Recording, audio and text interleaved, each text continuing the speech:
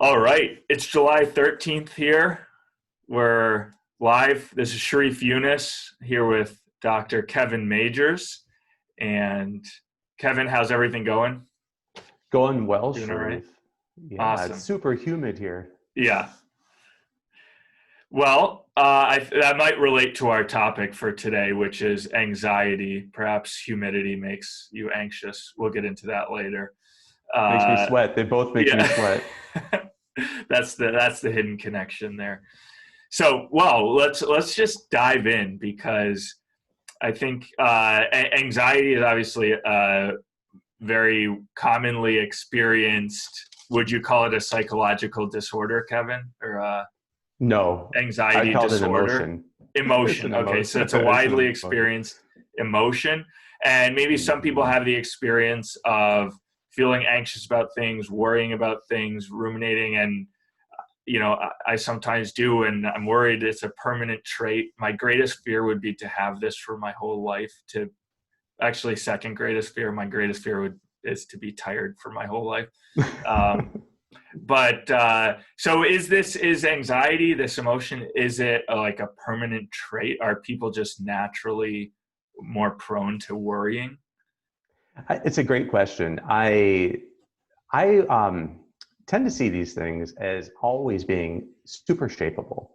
Now, the field of psychology used to call people neurotic, Mm-hmm. and there's this trait called neuroticism. So, which is like people who worry a lot and who tend to see things negatively.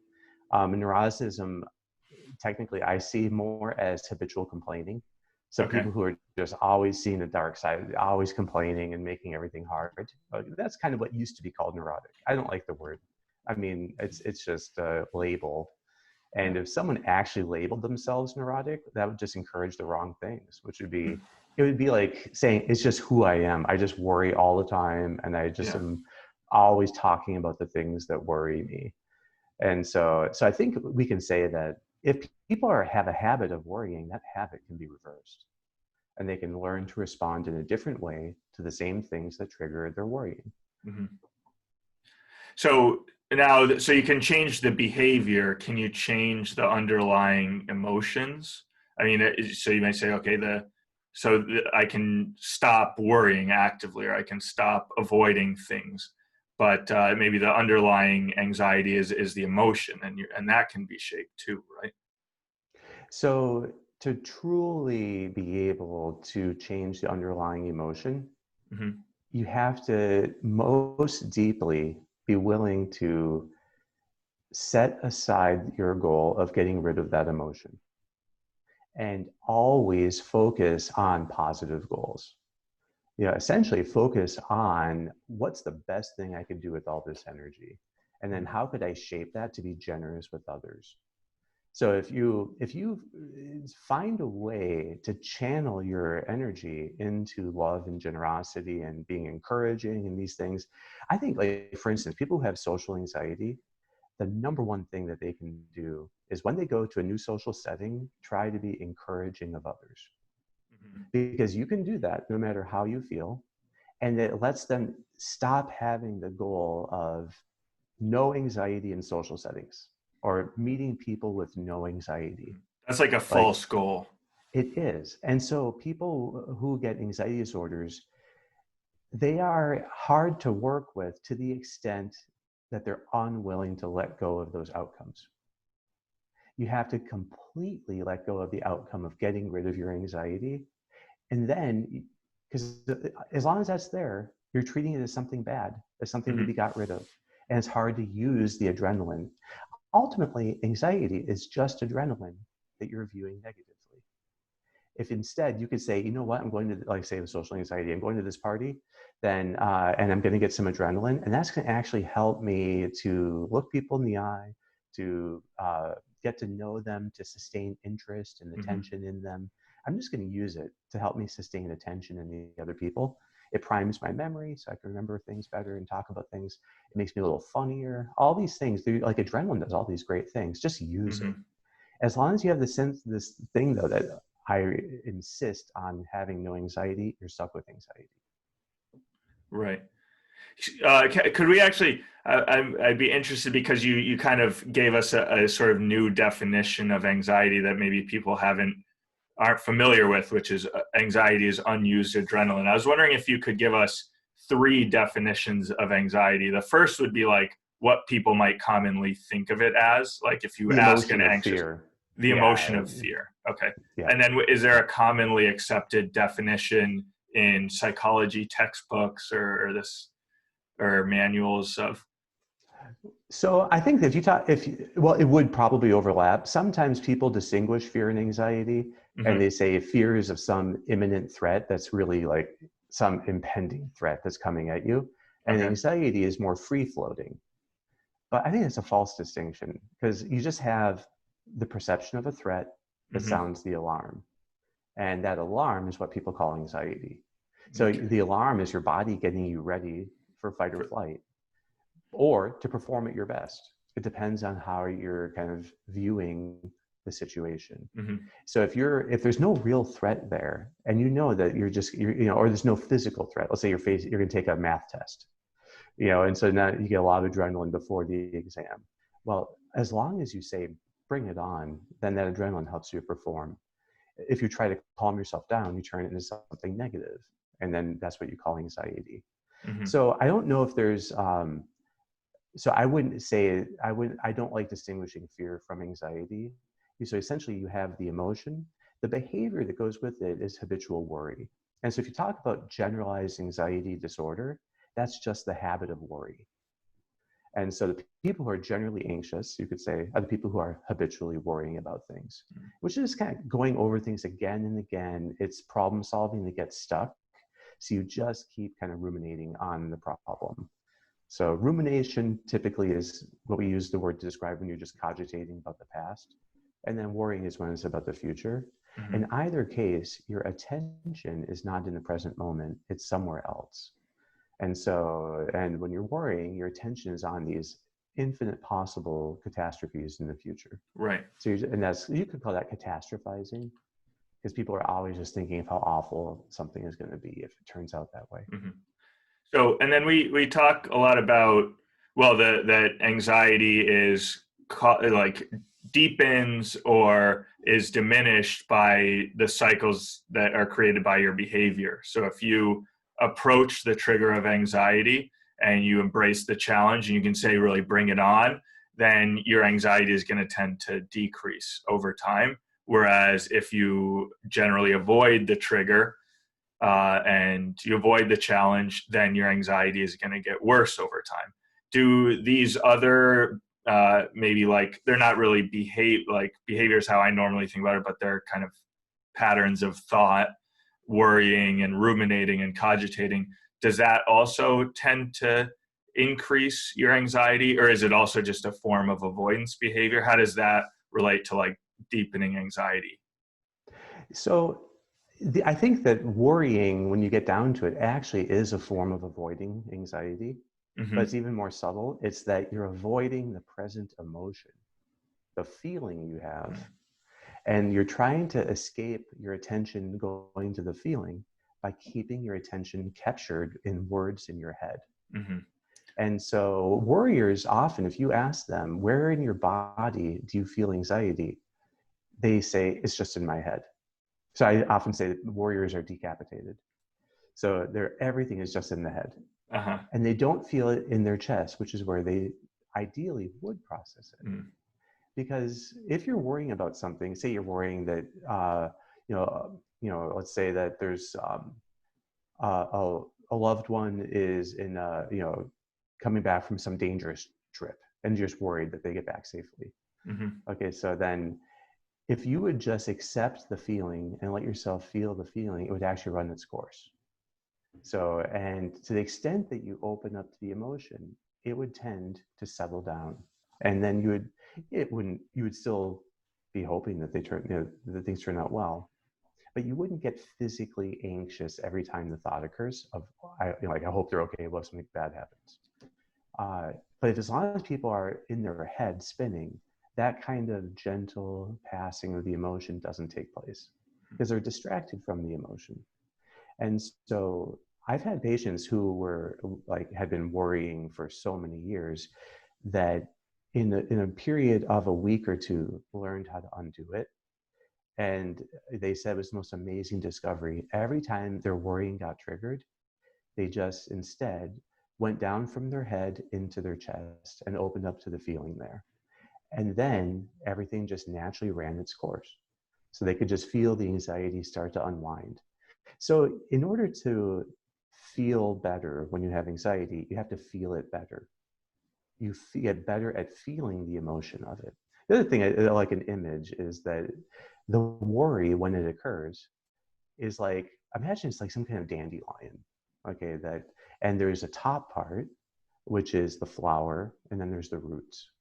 Well, if you shine the light of the sun on that top part, the sun is your attention. You know, the flower then gets stronger and grows and grows and grows with the sunlight. That's like worrying. The flower is the worry in your head. And so if you put the light of your attention on it, it gets stronger and stronger and stronger. You can't think yourself out of a worry. The attention you're giving it just feeds it. Right. So, but like the dandelion, you have to follow it down the stem and then go to the roots and uncover the roots and bring them into the sunlight. And then the whole thing withers and dies. And with anxiety, with worries, you go down your neck into the chest, and then you experience the roots of the worry, which is the feeling of anxiety in your chest. Let your attention shine on that instead, and it kind of unearths and uproots it. And you get to the very root of it, which is that some particular thought has a charge, and you keep avoiding feeling the charge, and that by worrying, and that charges it even more. Instead, go down into the emotion itself.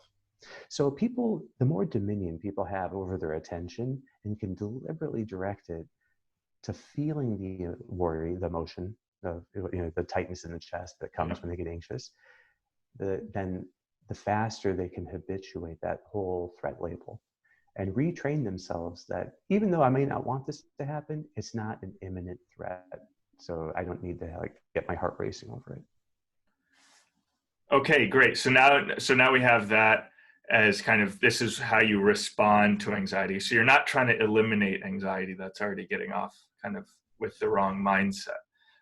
The problem that people have is yeah. they come to me and they say, I want to get rid of it. anxiety totally. I want to get it And done. what I hear is, I want to get rid of a perfectly normal emotion that I've trained myself to have. Yeah.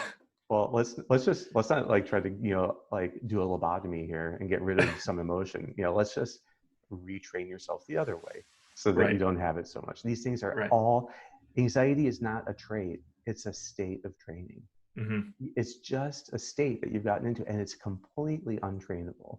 And the thing I love about anxiety is that I just actually came across this. Thomas Aquinas said that if you can overcome fear, you can overcome everything. So that everything, like to the extent that something is hard, it's just because you were afraid of it. So there's something about learning to overcome anxiety or fear that is extremely encouraging and empowering. Mm-hmm. And if people see how shapeable they are. So whenever I have someone that has a really significant anxiety about something, I know that it's like low-hanging fruit waiting to happen. That growth is so attainable. Mm-hmm. So quick question before we get on to the real meat here. No. So does everyone have anxiety about things to some degree? I mean, do you have smaller anxieties and other people have bigger ones? Or I don't know if that's a well-formed question. Does that make sense? Everyone has to have anxiety. Maybe psychopaths are a kind of exception to that rule, but I'm not sure I believe that either. They certainly feel it less. But psychopathy is not a desirable trait. So every healthy person has the capacity to see that there's a threat and to respond with an alarm. Mm-hmm. That alarm is just adrenaline that should help you perform at your best. So in that sense, everyone should have the ability to get adrenaline when they face a challenge so that they can perform better in it. Right. And adrenaline is the performance enhancer. It makes you smarter. It makes you more social. It probably makes you more attractive. It makes you better at math, better at speaking, better at singing. Like adrenaline does all these fantastic things for performance. And so when you're facing a challenge, you want adrenaline, period. Hmm. So in that sense, yeah, everyone should. If you hate the adrenaline or if you're afraid of it, then you just experience it as anxiety. And that doesn't have to be the case. So the one way of thinking of it is when people get adrenaline and there's the charge and adrenaline because there's something there that's challenging them, it's really their response that differs. Do they have a strategy for handling adrenaline where they try to decrease it? They try to distract themselves. They try to make it stop. Well, then they're going to experience it as anxiety. And the more they fight it, the worse it gets. Hmm. But if they have a strategy of welcoming it, utilizing it, aiming high, trying to shape themselves, then they experience that it brings out the best in them. It all depends on your strategy. So it's Yep. not like the fact that I have anxiety, it's the strategy. When adrenaline gets triggered, what do I do? Hmm. And this gets into our last topic, which is how does this relate to work? And we want to Yeah. understand how we can transform our approach to anxiety by working at our best. Yeah, so it's exactly the same because essentially it comes down to strategy. So that work is simply ordering your effort according to a strategy. So that you put strategy into how you do things. So if you work anxiety, that means you come up with a strategy for how to use it well. Hmm. Okay, so the first idea is that when it comes, um, well, in a sense, when you're helping people get over anxiety, the steps are reframing, mindfulness, and embracing the challenge. So that if a person were to be um, afraid of heights on a balcony, the first thing is for them to see that going on the balcony is exactly the learning that I need. Bring it on. And then mindfulness, open up to the feeling of anxiety while they're on the balcony. And then the challenge, don't hug the wall, go to the railing, lean over. So bring it on. So essentially it's like three ways of saying bring it on. You see it intellectually as exactly what you need to retrain yourself. You open up emotionally to feel it. And then behaviorally, you lean into the challenge. But those three steps of reframing, mindfulness, and challenge are in some way what constitute work also. Hmm. That when you sit down to work, if you get this image of what would be the way I really want to work here at my best, that's reframing. Hmm. And if you put your attention wholly into the first step of engaging this task, that's mindfulness, total engagement with one step. And then you stretch yourself over the course of the hour. So to really kind of keep your best strategy in play. So that's embracing the challenge. So, in some sense, you don't even need to address anxiety as a thing in itself. If in each hour of work, you really learn to practice reframing, mindfulness, and challenging yourself, then you have a habitual way of strategizing that just puts any adrenaline you might happen to have Hmm. to the very best use. Hmm. So, the steps of a golden hour that we have in optimal work are always essentially reframing, Yep. mindfulness, challenge. And if you follow those steps, reframing opens up a part of your brain that now allows you to use adrenaline in the best way. Mindfulness settles your attention so that you can really shape this next hour. And then having a challenge carries you through step after step so that you're really aiming high and getting through, the um, being pulled, having a momentum as you go from step to step through the task. Reframing mindfulness and challenge when you work should bring you right into the state of flow. And in flow, there is no anxiety. So flow is your brain perfectly utilizes adrenaline. Hmm. So if people would aim to work at their best, they would aim for flow and they would follow those steps.